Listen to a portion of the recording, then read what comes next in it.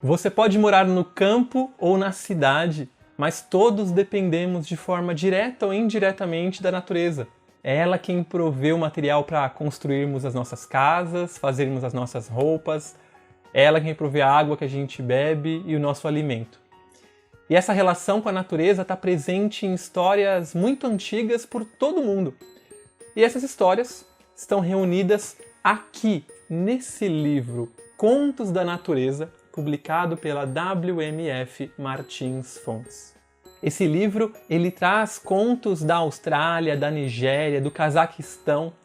Todos esses contos estão relacionados com a natureza e como ela é vista por nós. E sempre essas histórias, elas têm um tom meio encantador, um tom meio de magia. Uma das histórias conta sobre dois amigos.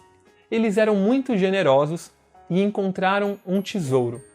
Só que eles, pela primeira vez, não conseguiam entrar num acordo, pois um achava que o tesouro devia ser do outro. Então, eles decidiram ir até um sábio. Chegando lá, o aprendiz mais jovem desse sábio deu uma sugestão. Já que nenhum dos dois queria efetivamente ficar com o tesouro, a briga não era por isso, ele sugeriu o seguinte: que tal se a gente transformasse esse tesouro, investisse tudo isso para construir um grande jardim? E nesse jardim iam ter frutas, flores, eles todos iam poder desfrutar e descansar sobre a sombra das árvores. E assim foi feito.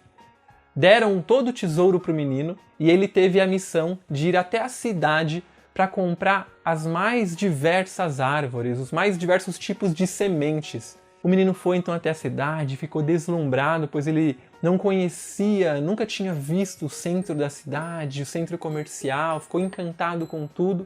Só que uma coisa assustou ele. Um mercador vindo com diversas aves amarradas. Algumas estavam com as asas presas, outras amarradas pelas pernas, e todas pareciam sofrer muito.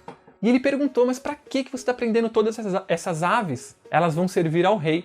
Ele vai poder comer da carne delas, decorar o palácio com suas plumas. O menino então não aceitava aquela situação e ofereceu todo o ouro que ele tinha para esse mercador. Então o menino libertou todas aquelas aves. Ele passou o dia inteiro libertando aquelas aves, cuidando das que estavam mais fracas. E no final do dia ele estava muito cansado e muito feliz por ter libertado todas elas. Mas voltando para casa ele ficou muito triste, porque não tinha mais tesouro e nem tinha jardim. E ele ficou se lamentando no caminho.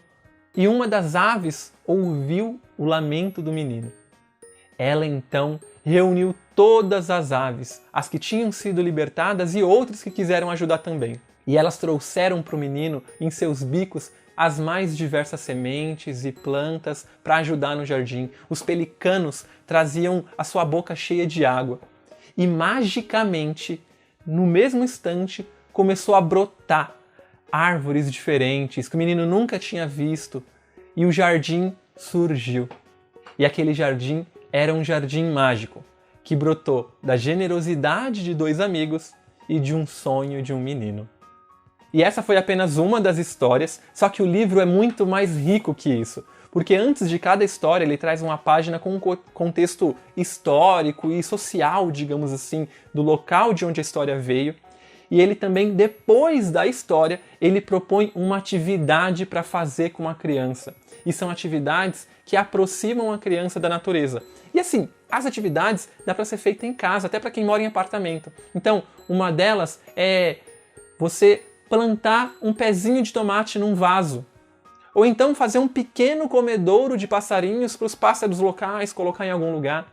Então, ele além de trazer essa história que traz um valor de algum país, né, referente à natureza, ele traz essas atividades que podem ser transformadas realmente em um momento ali de contato e conexão com a natureza. E como o próprio livro diz, ouvir essas histórias e agir de acordo com os conselhos que elas dão vai fazer a gente seguir em frente e assumir o compromisso de zelar pelo amanhã.